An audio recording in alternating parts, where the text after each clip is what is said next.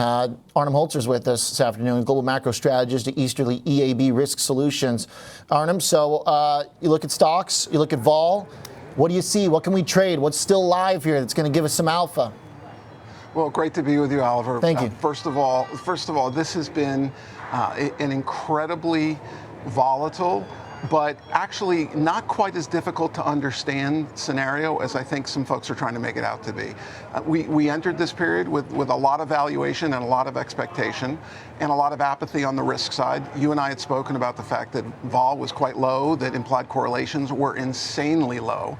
And you know, when we have a uniquely unorthodox president come up against orthodox economics like tariffs and how tariffs are supposed to be viewed, you're going to get some volatility. And it always amazed us to think that this tariff thing wasn't going to create some kind of volatility. You and I had spoken about it before. So we think there are opportunities here in playing the overreactions and the places where you know, there's maybe a little too much confidence that things are going to muddle through, and those places where there's been way too much punishment. And it's not understanding the fundamentals. Where do you think there's been way too much punishment? We were talking retail, obviously tech got punished. What am I missing? Housing got punished? Well, I think first of all, you know, volatility probably is lower than it should be. I think you had mentioned this before. I think investors need to get exposure into vol. I think at some of the VIX 25. Well, my point is that we probably could have been closer to 35 or 40 based on some of the fear, but we haven't gotten there. And so I think we're going to be choppy. We're going to be choppy for a while, and we can talk about that if you want. But I think the bigger issue is that fixed income is giving some protection here, but you know, next week we're going to see what the Fed thinks and how patient they're going to be. And if they show themselves to be too patient, I think the risk is that diversification is not going to be as helpful on the fixed income side. And so we have to be careful about over-diversifying in fixed income. What we like doing is using strategies that both buy and sell vol in trading ranges, things like what we do in hedged equity. We think it's a great time for that.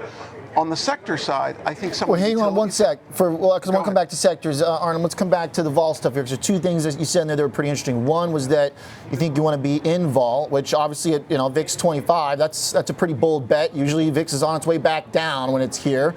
The other thing you mentioned is about bonds, that you think they're going to get hit if Jerome Powell moves too slow. I could argue bonds are going to go to the moon if Jerome Powell moves too slow. Economy gets tightened, stocks crash. People are running into treasuries when stocks go down right now. Those are perfectly valid arguments, but we think what the market's really looking for is an idea that the Fed's engaged and they're not going to let the recession occur too deeply, too quickly. And if the Fed continues to show a little too much patience, the worry is that they're thinking, oh, there's still more inflation to come, even though the numbers are showing you that inflation is somewhat well behaved. What do they know that we don't know? And I do think that there's a little concern about that. The other side of this equation, though, is that when we say, have an interest in vol, we mean really an interest in professional funds, in strategies that take advantage of what's going on in vol. Like yours. We're like ours, but also we're seeing investors in this environment. It's very interesting. We thought vol should be higher, but we're seeing a lot of put activity. And it looks like there's more players selling puts here in order to play for either the Fed or the Trump put in case the president decides not to be quite as punitive on tariffs, or if at some point the Fed comes in and is actually more dovish than the market expects. So we're seeing some kind of capping on vol, but that doesn't mean you don't want to be playing in strategies that use volatility, because we think the ranges are going to be pretty operative and pretty profitable.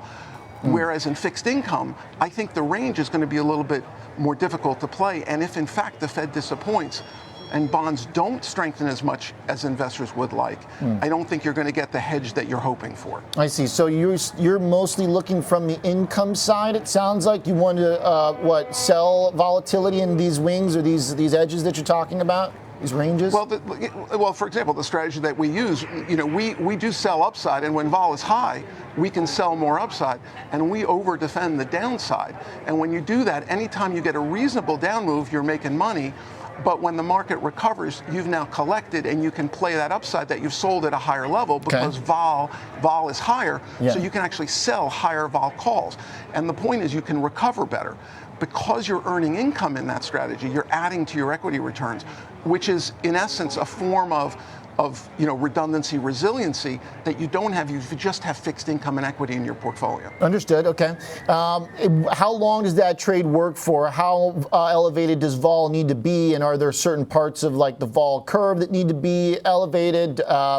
Take me through it. It's really just a factor of volatility being elevated versus where it's been in this prior regime. So if vol stays, let's say in the 18 to 22 range, even if it recovers some, that's going to be elevated versus where it was in the past 6 months.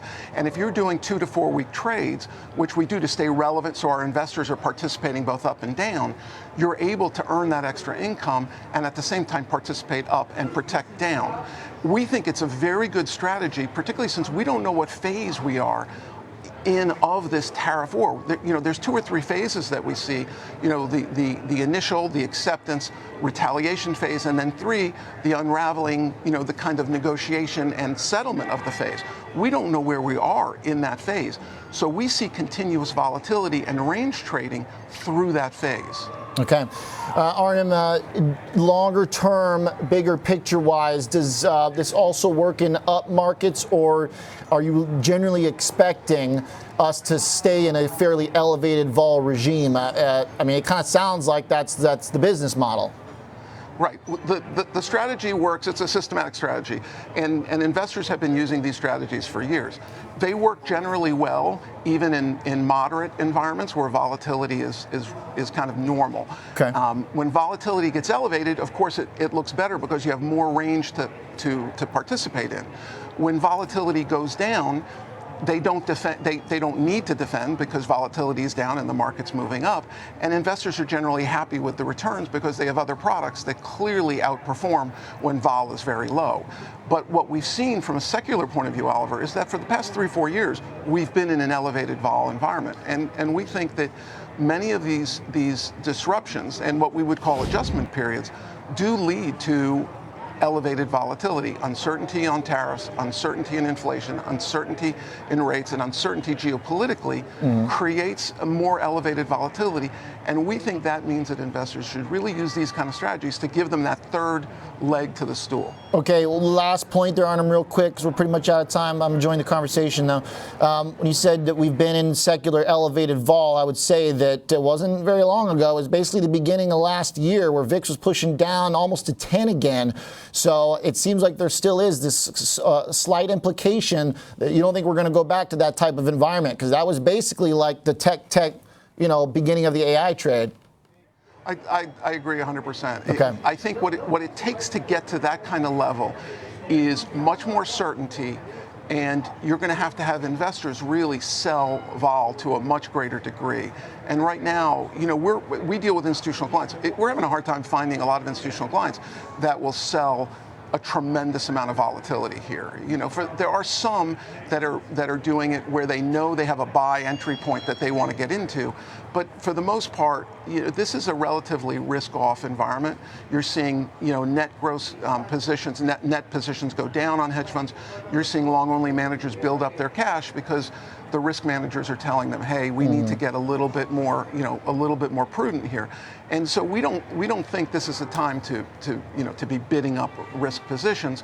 At the same time, we don't think this is a time to just be wholesale exiting, because in 3 or 4 months, we think that these phases of the tariff process could have a lot more granularity and clarity, and I don't think it makes sense to necessarily sell everything. Got it. Thank you, Arnim. Appreciate the elucidating vol conversation. Enjoyed it as always. Thank you. Arnim Holzer, global macro strategist, Easterly EAB Risk Solutions. All right, like the take.